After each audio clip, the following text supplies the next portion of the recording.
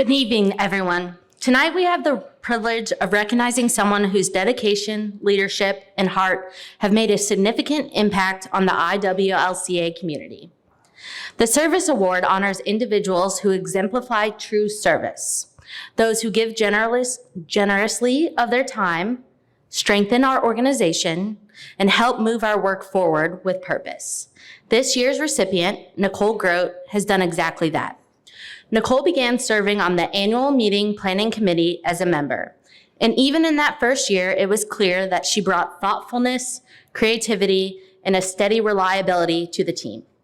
It didn't take long for everyone around her to notice the combination of her organizational talent and her ability to bring people together. So when she stepped into the role of co-committee chair of the AMPC, a position she has held for the past 3 years, she transformed what it meant to lead that group. Under her guidance, the annual meeting doesn't just run well, it is elevated.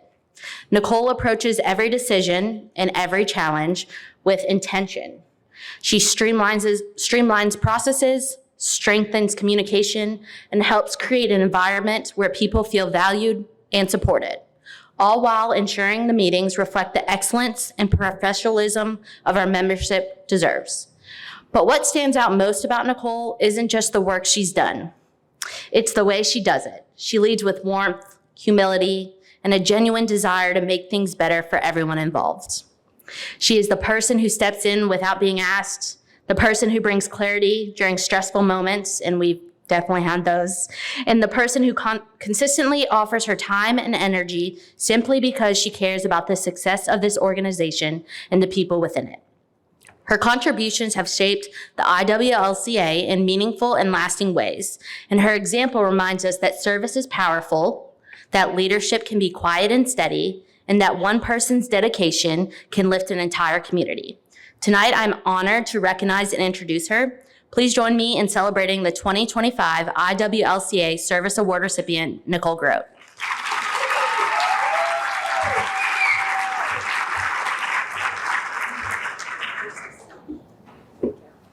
Thank you. Oh, yes, sorry.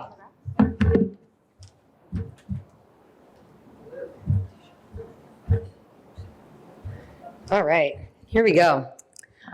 Hello, everyone. Congrats to everyone being honored tonight.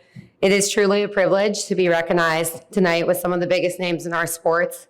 Thank you, Megan, first, for nominating me, but more importantly, for being such an amazing human. I was told by one of our previous IWLCA presidents to give back. Thank you, Aunt Liz. Now I'm giving back a lot, but it's all good. Shout out to Liz, Danny, and GB for all your hard work. This is hard, but it's fun. It takes a village, but we love doing it. This year, I have been planning my wedding and planning this. I think my wedding has been easier because people are like, yes, we'll come to your wedding. And I'm like, do you want to present? Everyone's like, no. So maybe next year, this is my plug, when I text you, you might say yes, okay? Okay? Seriously though, I can honestly say that that is the people and around Women's Lacrosse that make me love what I do every day. Being on the annual planning committee, I've made many relationships and I've met so many new coaches. Even though this can be a lot of work, I really do believe this is important. Lacrosse has given me so much, so I feel this is the least I can do. So everyone have a great night and drink. Bye. Congrats, Nicole. Next up is our Tina Sloan Green Award. Please direct your attention to the screen for a short video about this special award. Throughout the history, there have been coaches who win games.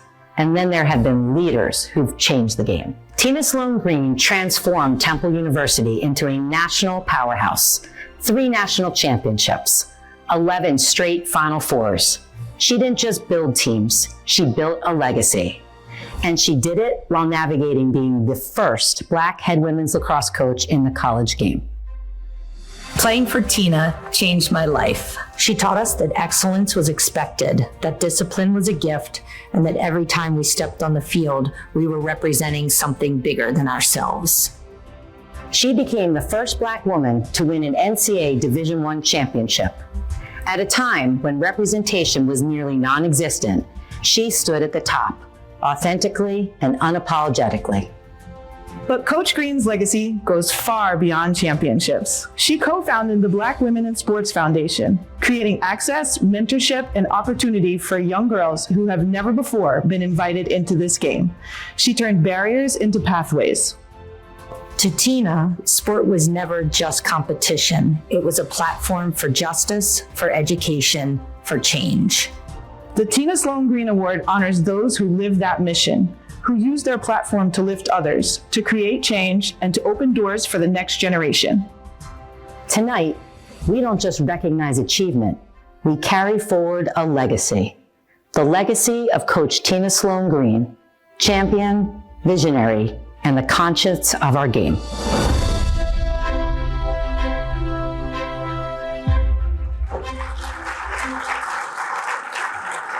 I'm going to say your name. Bonnie Rosen, head coach at Temple University, will present the Tina Sloan Green Award.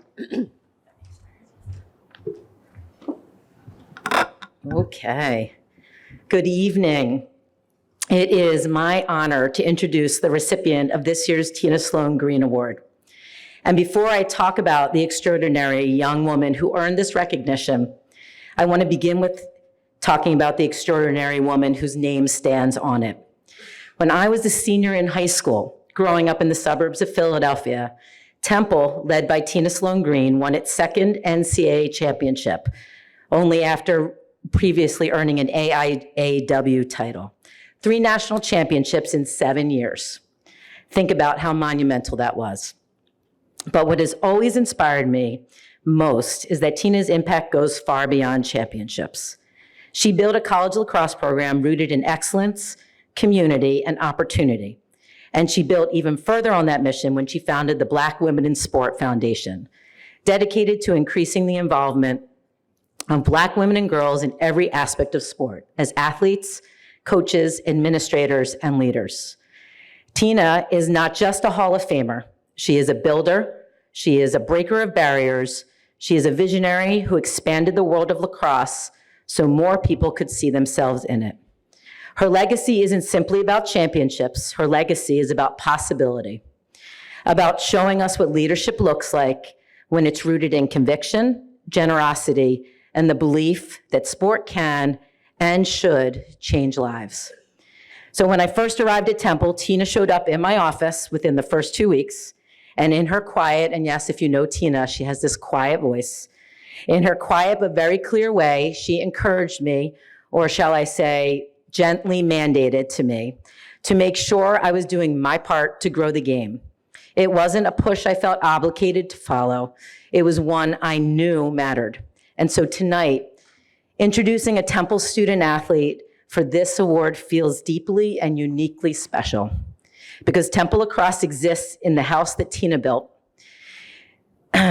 Every time our team steps onto the field, we carry her history with us. And occasionally, a player comes along who reflects the legacy. And that brings us to Maddie Moten.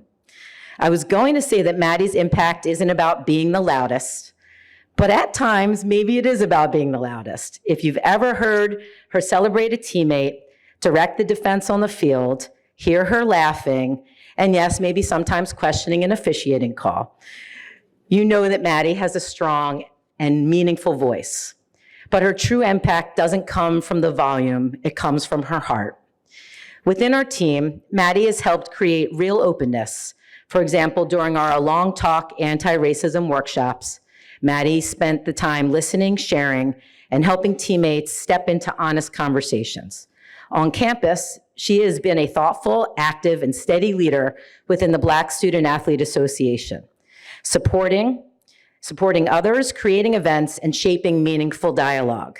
And in our local community, Maddie has shown up constantly at trick-or-treat events for kids, at book drives, at elementary school visits. She spent lots of time with Harlem Lacrosse at the middle schools, teaching young girls the game and giving them the gift of seeing someone who looks like them thriving in this sport. In all of these spaces, she has been the big sister presence, encouraging, warm, fun, and authentic. And what I love most is that Maddie is just beginning to understand the impact that lacrosse has had on her and the impact that she has had on Temple, on our team, and on the little girls who light up when they get to meet her. She never set out to be extraordinary. She set out to be herself. And in being herself, she has opened doors and widened the circle in ways that echo exactly what this award is about. So I am thrilled that I have one more season with her, but I am even more excited for what comes next for her and because of her. Maddie will carry forward the legacy that Tina Sloan Green built, competing with excellence, creating community and opportunity, and changing lives through the small moments that matter most. It is with enormous pride that I introduce the 2025 Tina Sloan Green Award recipient, Maddie Moten.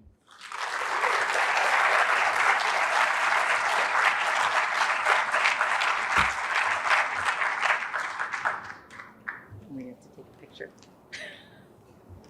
Okay, we're here, Matt. Here. Okay. Take this here. You gotta take the picture. There you go. Perfect. Thanks. Okay. All right. Oh, there we go. Okay. Good evening, everyone. First, I would like to thank the IWLCA for this amazing honor and for having me and my family tonight. I would also like to thank my coaches, Bonnie, Kat, and Carolyn, for their support and help throughout my career here at Temple. Thank you to my wonderful teammates who support and challenge me daily. And finally, I want to thank my mom, dad, and brother, RJ, for their unwavering belief in me and commitment to helping me succeed. As a Temple women's lacrosse player, Tina's impact on our program and the sport is never forgotten. As a young lacrosse player in my hometown of Delaware, New Jersey, there were not too many lacrosse players that looked like me. It was not until I came to Temple and heard about Tina's story that I was truly inspired to help others that are in a similar position. I have been able to collaborate with other Black student athletes at Temple in our university's Black Student Athlete Association, where I served as the Director of Community Outreach. I have also had the amazing opportunity to help coach girls in the Harlem Lacrosse program in Philadelphia. Watching those girls find such joy in simply having a pass with a classmate or learning a new skill at practice reminded me of why I am so grateful to have the opportunity to play lacrosse at the highest level. As I finished my last season as a Temple Owl, I hope to continue to use Tina's efforts as a reminder to help inspire those around me and to continue breaking the barriers in not only the sport of lacrosse, but also in future aspects of my life.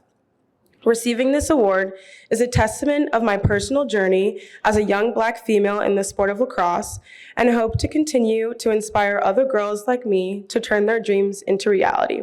Thank you again, and as always, go Owls. Next up is the Diane Geppi-Aikens Memorial Award. Please grab your tissues and direct your attention to the screen for a short video in remembrance of Diane Geppi-Aikens before the next award is presented.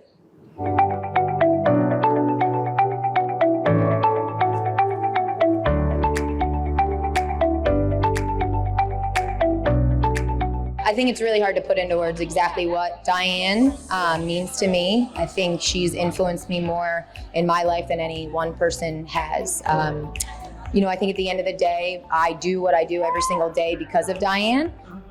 She's inspired me to coach, to teach, to mentor, because she was such a tremendous one to me. She touched the sport of lacrosse, not just on the field and not just with the X's and O's. But she really led a life with perseverance, and she just taught so many life lessons that I think will carry not only with her players, but the people that she got to work with and that she got to coach against every day. I mean, to me, coaching is so much more than what goes on the field. And Hall of Fame coaches, I think, have that extra something that they gave to their players, that they sacrificed of themselves. To me, it's so much more than the wins and the losses that she had. Those were many and well-deserved, but it's what she gave to us and what she built here that makes all the difference. the effort, the heart, the hustle, the passion behind everything we did. She exuded that. She was an example of that every single day. So we didn't have a choice but to sort of rise to her level daily. Diane wasn't just about X's and O's. She was about having the team as a family and having the girls work with each other, for each other, even if it meant we were working against her for something. So she just knew people, and she knew how to make people work to their best abilities for not only her, but each other and themselves. You know, to be honored amongst her peers, many of whom are still coaching today, I think would truly be a great moment for her and an amazing way to celebrate an amazing career and life of a very special person. As a mentor off the field, Diane was truly an inspiration to everyone that she met and touched in their lives. And I think she did it in a flair, in a way that she will never be forgotten. Her legacy is one that we continue to share with our athletes year after year. And I think it's great that now her history will be shared with the IWLCA and the greater lacrosse community as well.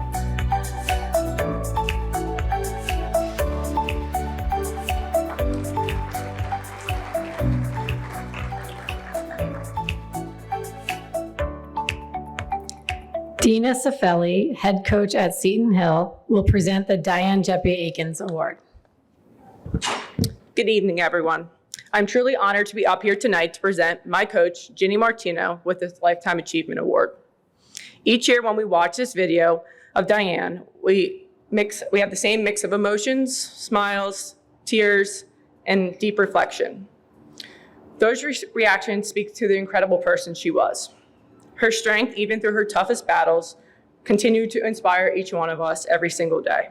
It was clear that she fought not only for her teams on the field, but for the people they were becoming off of it. This is exactly why I believe Ginny is so deserving of this award tonight. She has been part of this game for a long, long, long time. And in that time, she has done more than just rack up wins. Yes, she is the all-time winningest coach in Division II.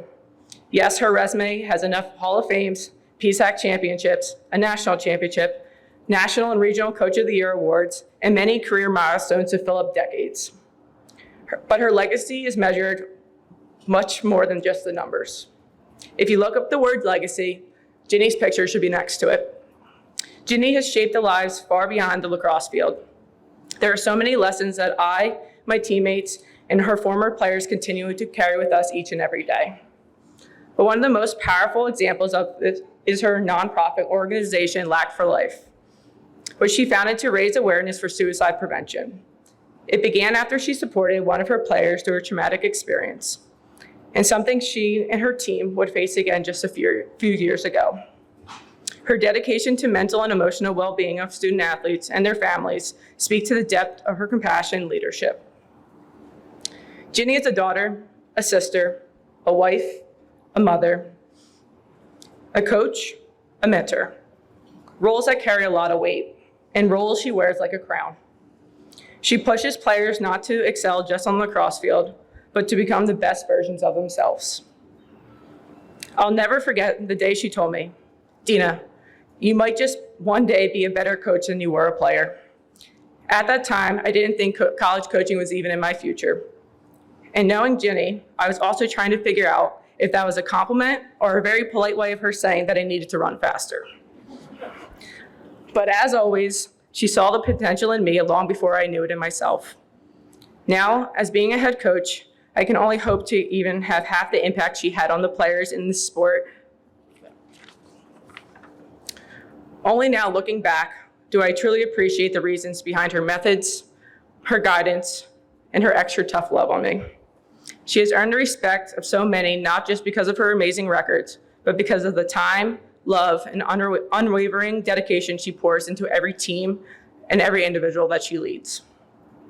Her assistant, Suze, couldn't be here tonight, but she asked me to say a few words on her behalf. She wrote a novel, but I summarized it up. It is an honor to celebrate someone who has shaped not only Westchester Women's Lacrosse program, but the lives of countless players, families, and fellow coaches.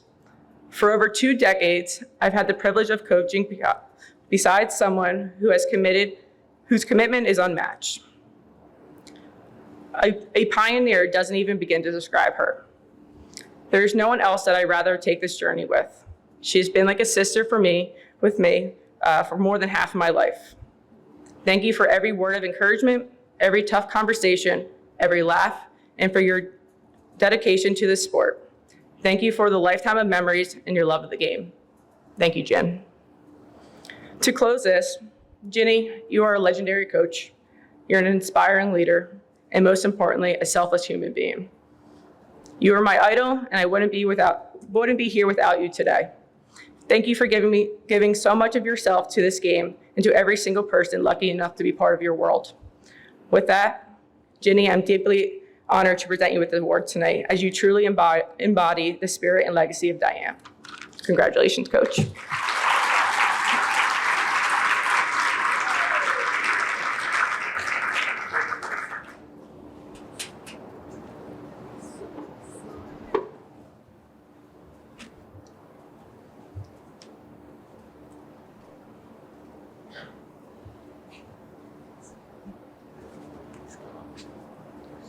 Going to get me crying. Thank you, Dina. I would like to start by first congratulating all the award winners tonight. A special congrats to Jenny and Kathy on their well-deserved Hall of Fame induction. I am truly humbled to be receiving this honor myself. To be mentioned in the same breath as Diane, a coach whose courage, leadership, and spirit left such a lasting mark on our sport, is an immense privilege. Diane's influence extended far beyond the field. She led her team with heart, lifted others, and faced every challenge with faith and determination.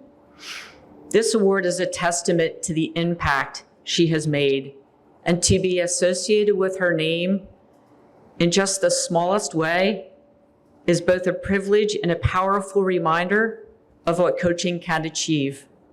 It is something I strive for every day as a mother, a coach, a mentor, to lead with purpose and to inspire others just as she inspired so many. I was fortunate enough to coach against Diane one time in my career. It came during my very first season as head coach. Talk about baptism by fire. That year, Westchester made history as the first ever Division II team selected to the National Collegiate Tournament. At that time, there was not a separate Division II national championship.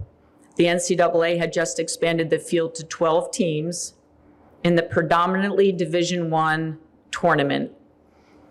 For 2 years, the best Division II program in the country earned a bid. Westchester earned both. So in the first year, it was announced that we would play Loyola, the 5th seed, in the first round. So to help set the stage, they had just missed winning a national championship the year before by 1 goal. No pressure. But we were not completely out of our league. We had spent the season taking on 8 of the best Division I programs in the country and finished with a record of 12-4. Still, the fact that we were within 5 goals of the powerhouse Loyola at halftime was astonishing. And as I was praising my team for sticking with them through the first 30, Diane was passionately and very loudly reminding her team of their standards. At halftime, they came out and destroyed us. I think we learned a lot that day, mostly that Diane's voice is much louder than mine. Moments like that, those defining against all odd moments, are what keep me passionate about this game. They remind me that legacies, like Diane's, aren't built in one season or one win. They're built in the people we inspire, the lives we touch, and the examples we set. My greatest impact on this game is the players I've been fortunate enough to coach. They are my legacy. Watching them grow into confident, strong, and passionate women. Seeing players like Dina chase their own dreams and begin building their own legacies. That's what it's all about. It's the relationships we build, the lessons we learn, the lessons we share, and the impact that lasts long after your final game. Thank you so much for this honor.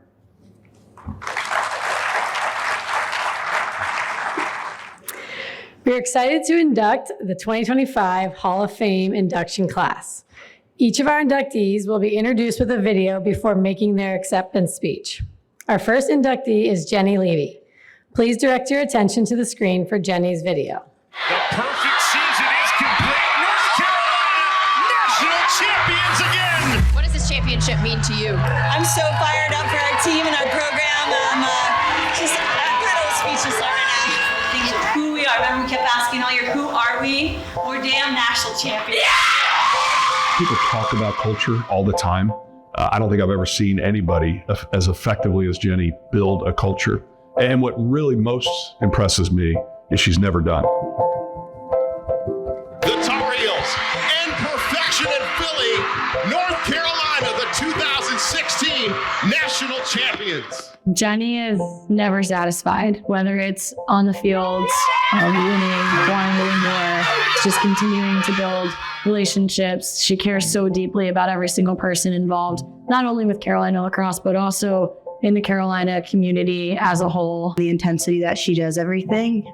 She does everything full force in her life, outside of lacrosse and inside of lacrosse. And she pairs that with a lot of love and a lot of care that really comes together to make her such a special person and a special coach that her staff and her players can trust and love and depend on.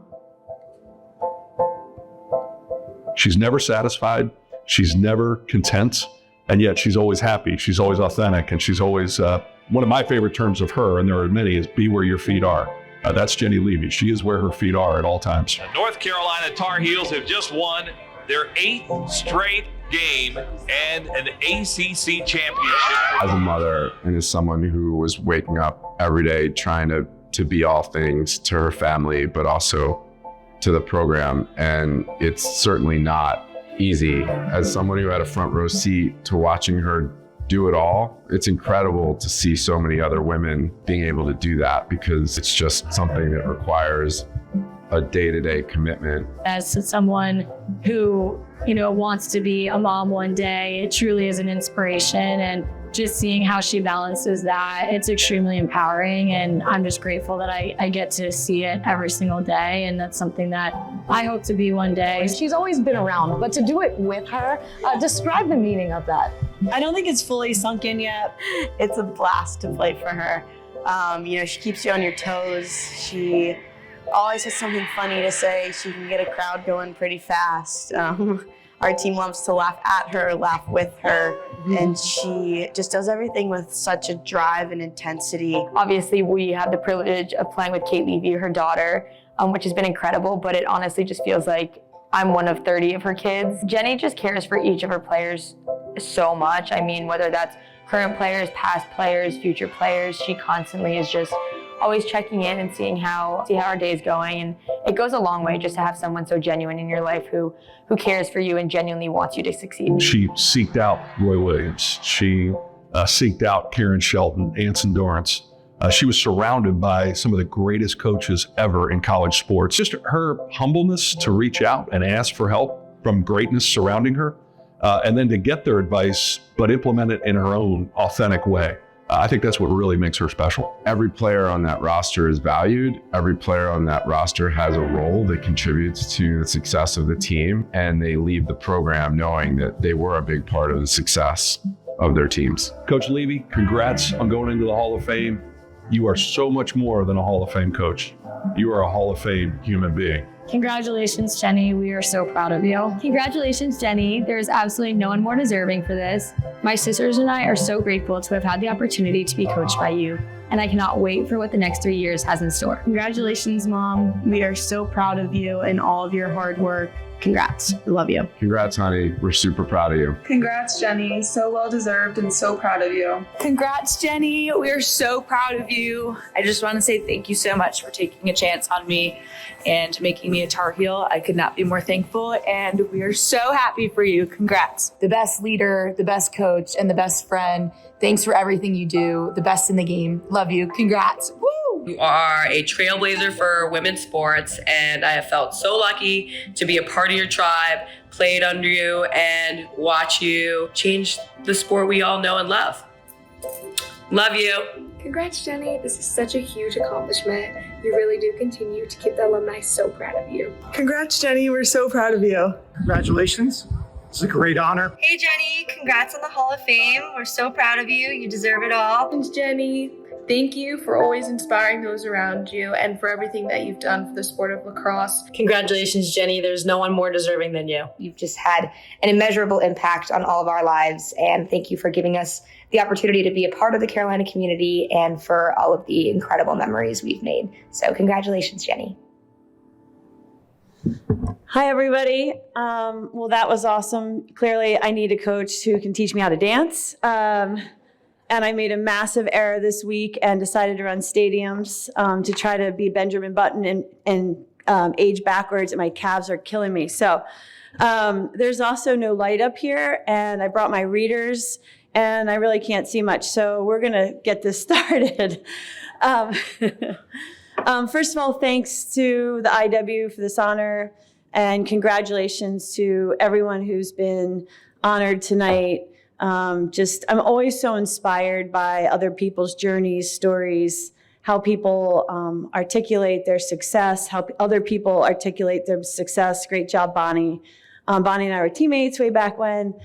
Kathy and I promised each other that we'd be short because we are people that come to this every year and sit through 3-hour awards banquets. So we were like, all right, we're staying short. So this is going to be pretty brief, but explicit if I can. I just want to reiterate the importance of this event. One thing that I love doing is coming because I am inspired by the past and the history of our sport, the people who've trailblazed and created legacies that we're enjoying today. And I think it's important, like Liz talked about, to show up. As coaches, we talk about at Carolina, it's cool to care. You know, we want athletes who care, want athletes who show up for each other.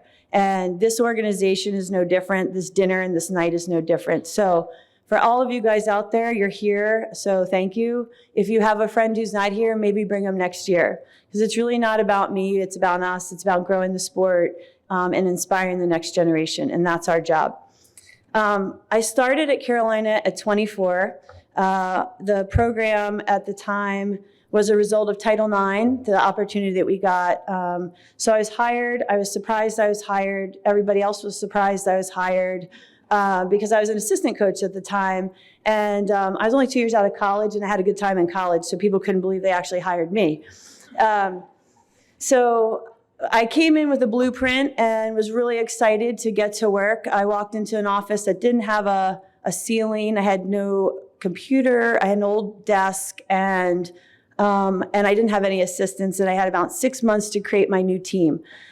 We did create that new team. It had five people from outside the state of North Carolina. North Carolina at the time didn't have any lacrosse at all. So we had 5 slots in admissions.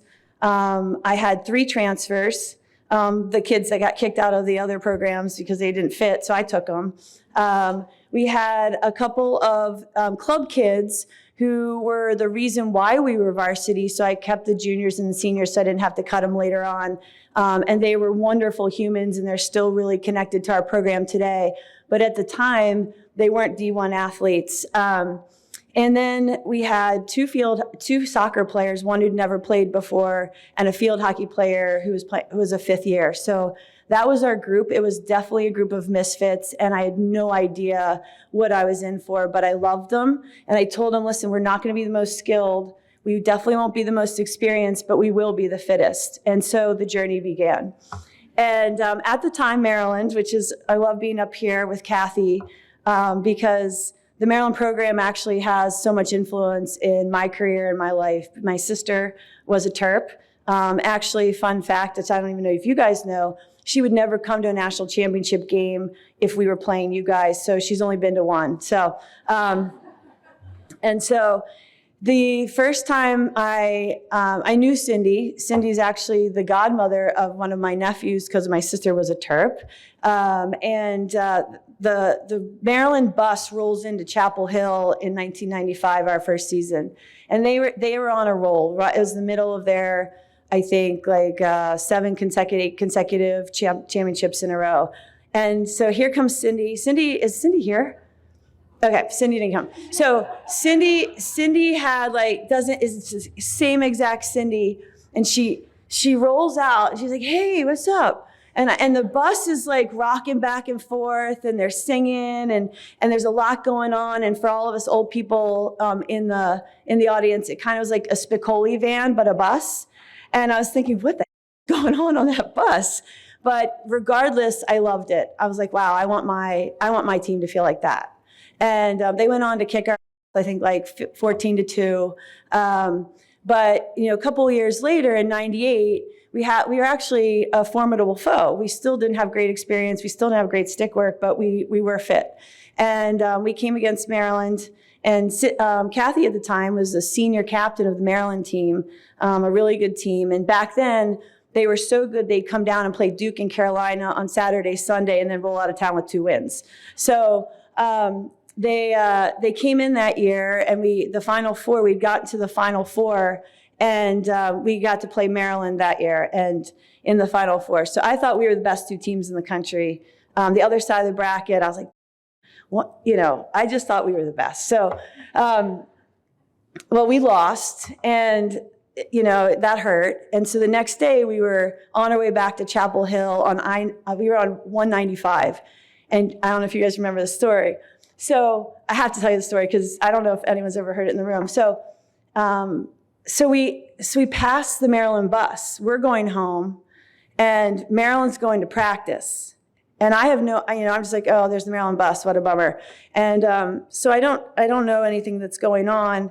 But at the time, which I found out later from my sister, she said, well, I just want to let you know, Jen, like your team made quite an impression on our bus. And I was like, what are you talking about? She's like, well, someone on your bus mooned our bus.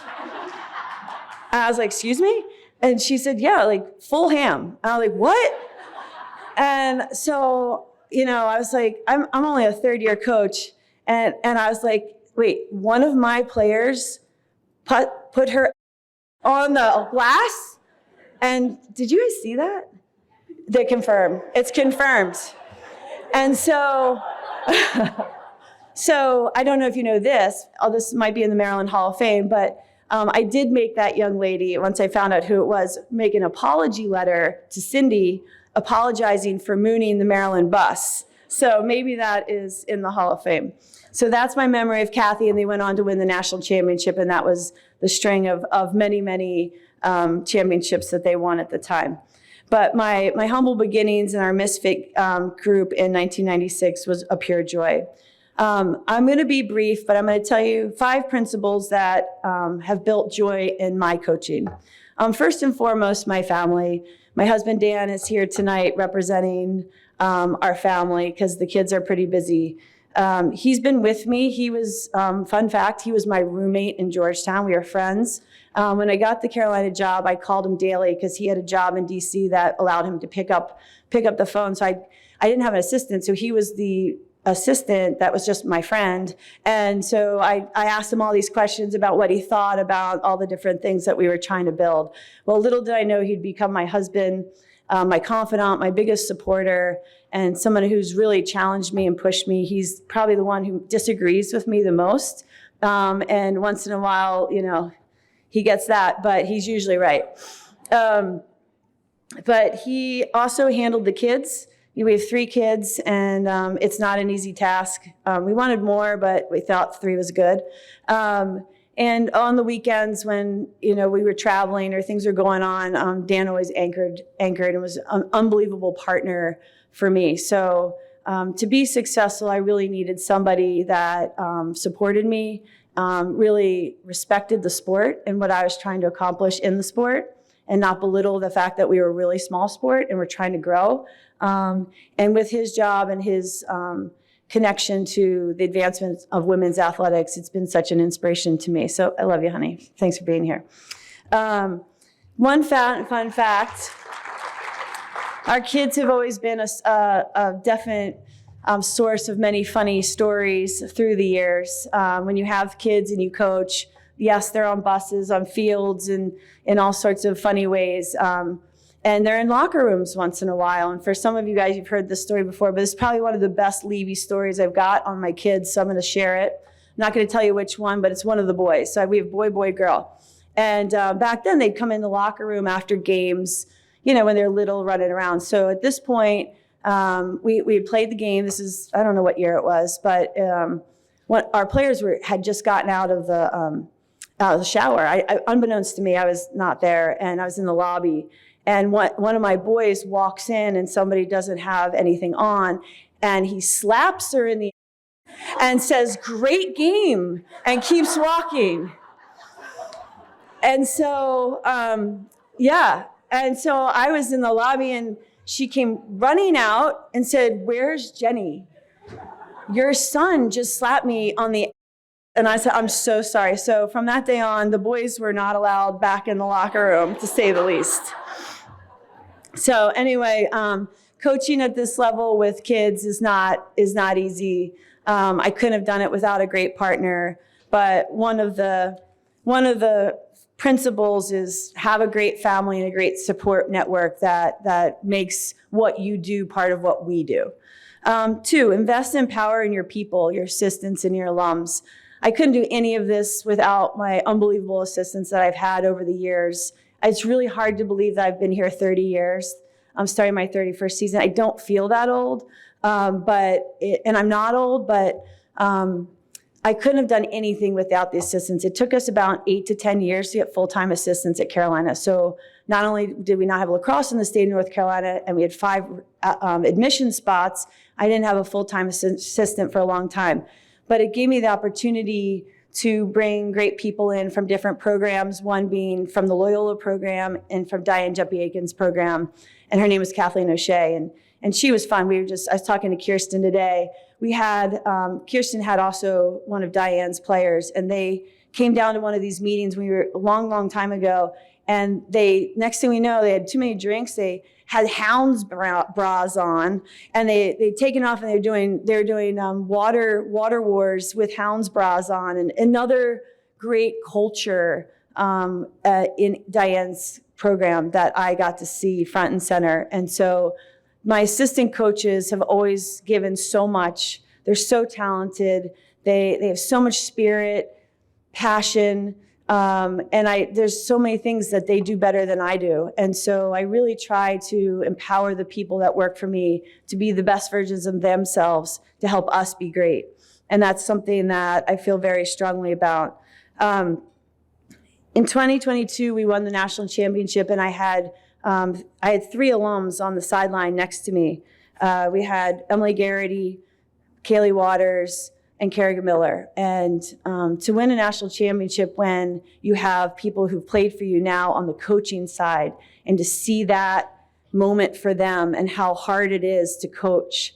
It's easier to win a championship as a player. It's a lot harder to win a championship as a coach. And to have them be in that moment on the other side with them next to Phil and I at that moment was unbelievably rewarding. And I couldn't thank them enough. They were such a huge part of that success that season, and they contributed in so many small ways that I can't even go into details because we're trying to get out of here fast. And in 2025, same thing. Marie McCool and Kayla Woods were on the sideline with me as coaches, and to have them feel that emotion.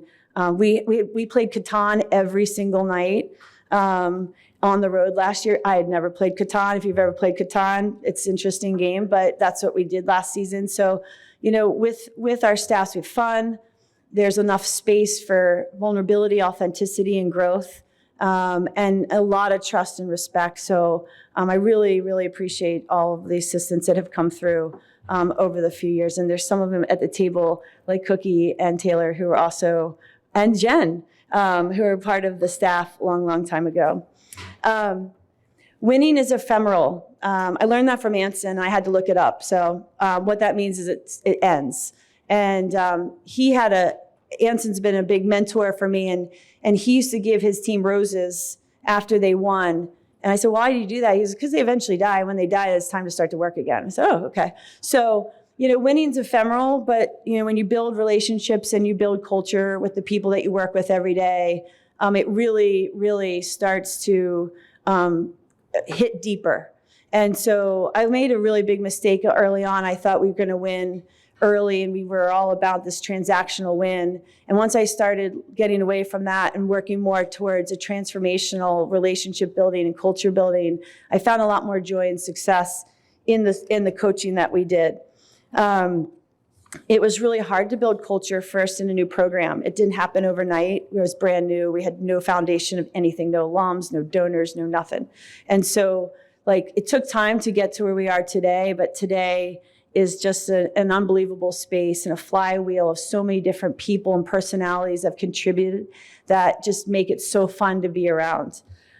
Inspire future coaches.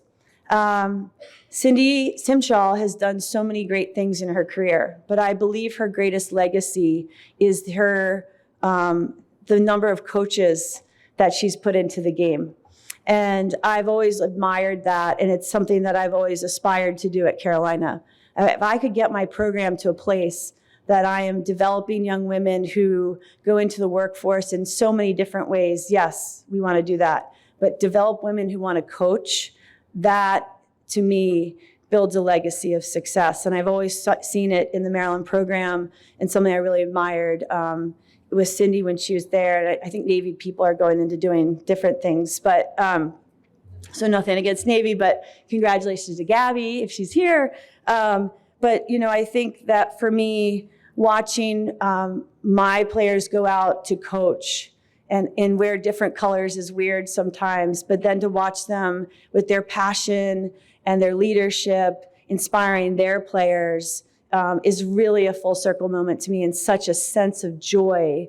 I'm very proud of you guys. So I've got Amanda here tonight at Ohio State, Jen here from Princeton, Cookie at Towson, Taylor at Brown, Kayla's with me.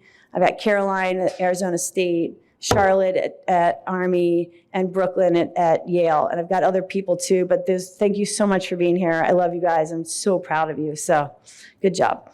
And lastly, the things that bring me joy is love your people, and your career is going to be turned into your passion. And obviously the players that I have the opportunity to work with day in, day out, the 30 years plus, there's nothing more joyful than trying to help them be the best versions of themselves, create belief for themselves, help them do things that they don't believe that they can do, help them see things in themselves that they don't see in themselves until they get there.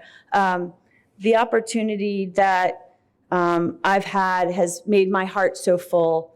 And I don't know, it's been an unbelievable ride, and I'm still feel good. I'm still on this awesome roller coaster. But thank you to my players, my assistants, my alums, my friends, my family who've been part of this journey. I don't know if I could ever really repay the good fortune that I've had in my career and in my life, but I'll spend a good rest of my life trying. And in the time, I'm gonna have fun, I'm gonna enjoy everybody. Best of luck. Kathy, congrats. You get to wrap up the night. Hopefully it wasn't too long. Dropping the mic. Thanks.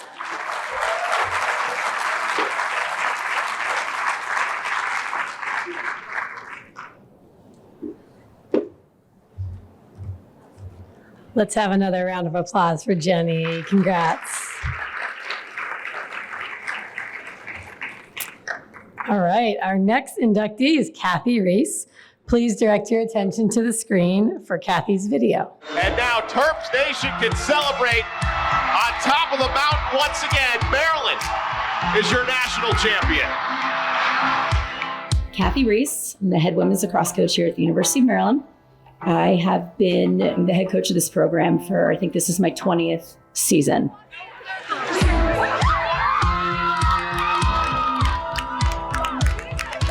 We've all known coaches that have taken their teams to the top of the mountain that have literally set the standard, that have won national championships, that have, given us as coaches someone to aspire to be. And I was lucky enough to have a front row seat to work alongside Kathy, to coach alongside Kathy. And there's nobody better that's ever done it better than you, Kathy Reese. You are synonymous with the best of the best.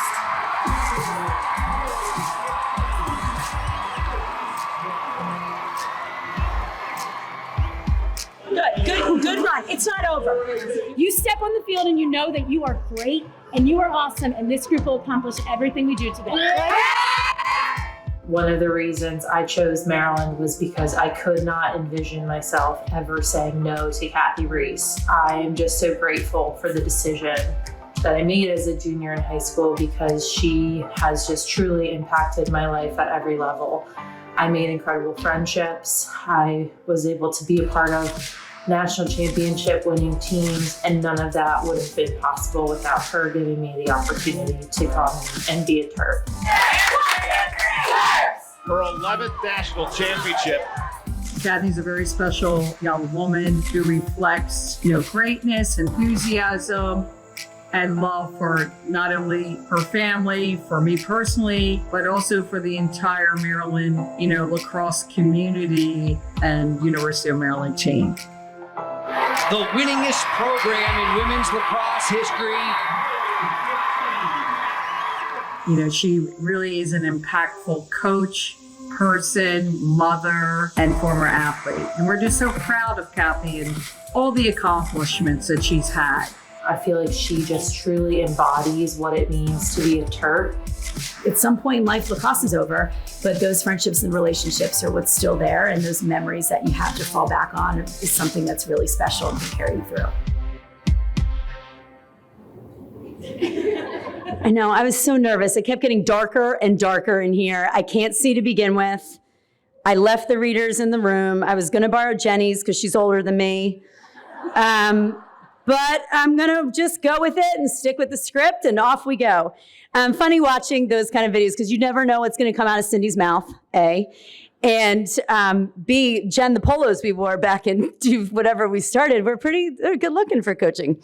Anyway, thank you guys.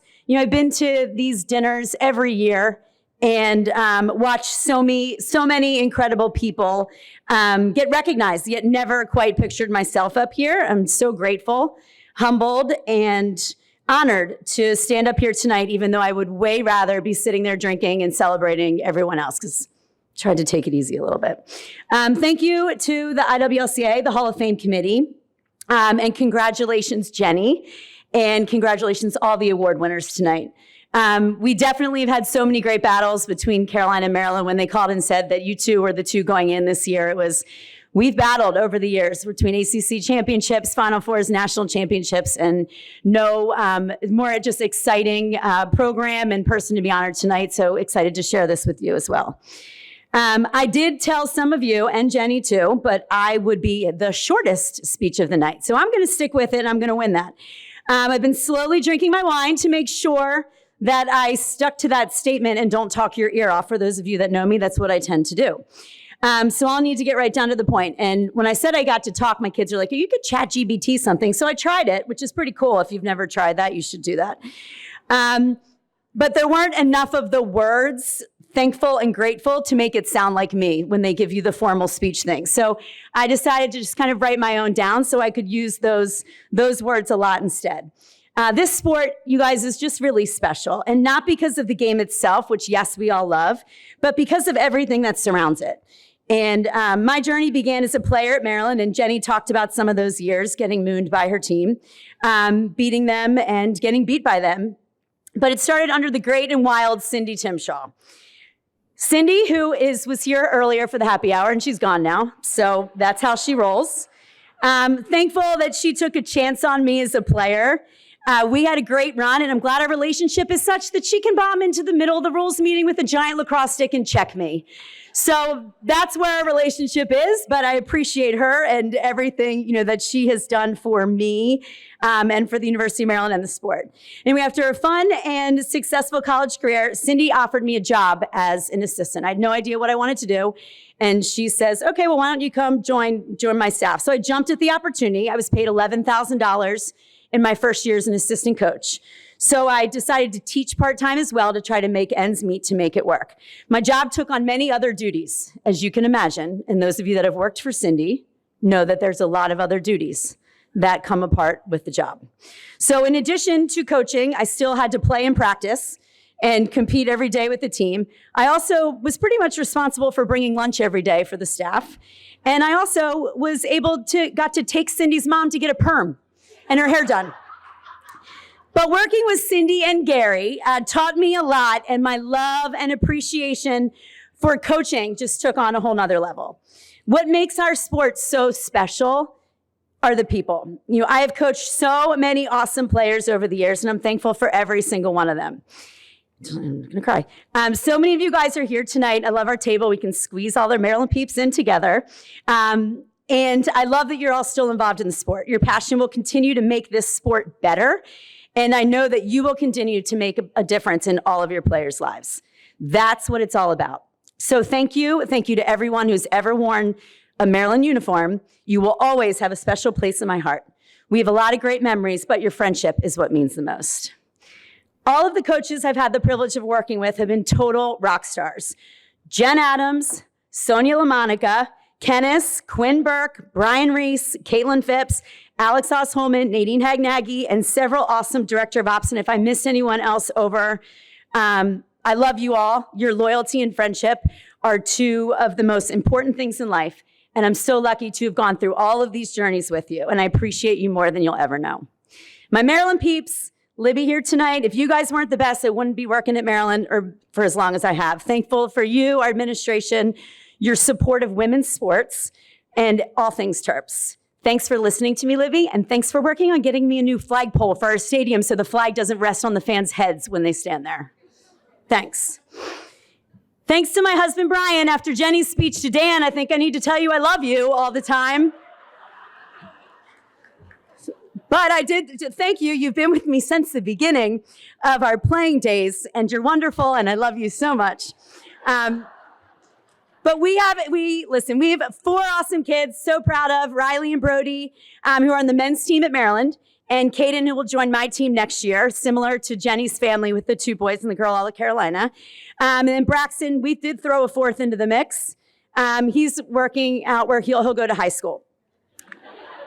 Thank you guys, family, for celebrating all the wins, keeping me sane after losses, and just supporting me every step of the way. One of the best parts for everyone here about our profession is watching how lacrosse has grown and evolved. The speed, the energy, the talent, the rules, but the spirit of it all hasn't changed. Everyone in this room cares so deeply about this sport and cares so deeply about each other. We all want to continue to push this sport forward and leave it in a better place than we found it. Back in 1995, we at the University of Maryland were ranked the #1 team in the nation going into the playoffs, and we had a bye into the Final Four. So this was a 6-team tournament at that point. So #1, we have a bye into the Final Four. Now we have a 29-team tournament, and we continue to push for more teams to be added to grow. We have sold-out crowds. We have television slots. We have schools adding facilities, scholarships, and full-time coaching positions. Everyone in this room is a part of that growth. We have dealt with and continue to deal with conference realignment, the transfer portal, revenue sharing, even within the ever-changing landscape of college athletics, where the demands keep growing. There's one steady presence that we can all count on, and that is all of the coaches in this room. You all continue to lead, teach, guide, love, and support your teams and each other, no matter what the circumstance is and no matter what situation we're in. Success isn't always about winning. It's about relationships and memories. And that's what lasts. That's what makes this sport so special. Thank you to everyone in this room. Keep having fun, keep impacting lives, and keep pushing us forward. This, again, is such an honor. Thank you to my family, my staff, my coaches, my players, my alums, my teammates, my school, my colleagues, my opponents, the IWLCA. You make this profession special, and I'm truly thankful and grateful. That's the end.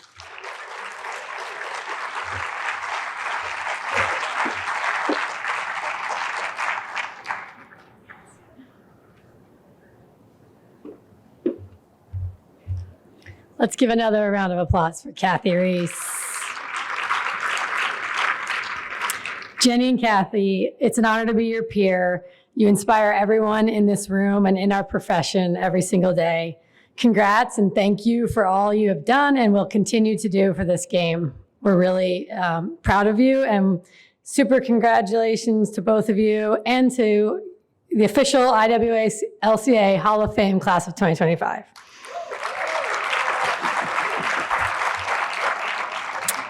I'd now like to ask Judy Finnerty from the Hall of Fame Committee to come to the podium to announce the 2026 Hall of Fame class that we will induct next November.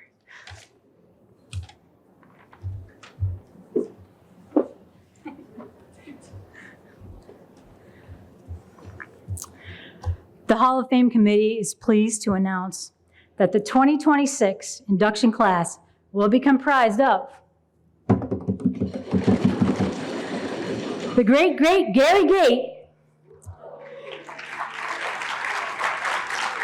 and the wonderful, fantastic Amanda O'Leary. We hope that you will all plan to join us next year at convention as we honor their exceptional achievements. Thank you very much, and congratulations to all of our honorees.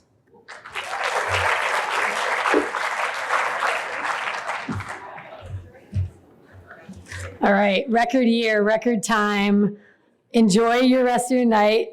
Thank you so much for coming. Like Jenny said, please encourage your friends for next year, for Gary and Amanda. Mandy, it says Amanda, so I don't know you as Amanda. Congratulations to all the winners tonight. We hope you have a safe night. There is a social on the pavilion lawn starting at 9:30. Enjoy, and thanks again.